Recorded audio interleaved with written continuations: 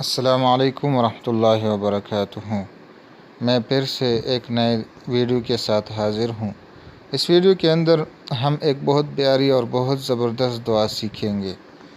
وہ دعا جس دعا کو حضرت محمد صلی اللہ علیہ وسلم نے اپنی بیٹی حضرت فاطمہ رضی اللہ تعالی عنہا کو سکھائی تھی کہ زندگی بھر صبح شام ایک مرتبہ پڑھنے کی عادت ڈال لیجئے۔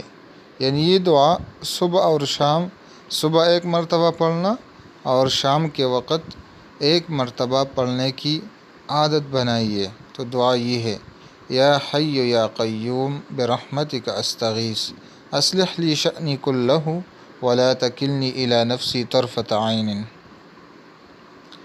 یا حی یا قیوم برحمتک استغیث اصلح لی شأنی کلہ ولا تکلنی الی نفسی طرفۃ عین۔ ترجمہ: اے ہمیشہ رہنے والے، اے مخلوقات کو قائم رکھنے والے، میں آپ سے آپ کی رحمت ہی کے ذریعے مدد طلب کرتا ہوں۔ آپ میرے تمام احوال درست فرما لیجئے اور مجھے ایک بار آنکھ جھپکنے کے برابر میرے نفس کے حوالے نہ فرمائیے۔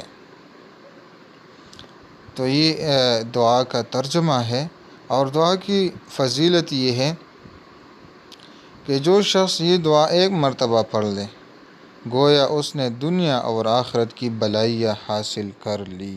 بھلائیاں، خیر۔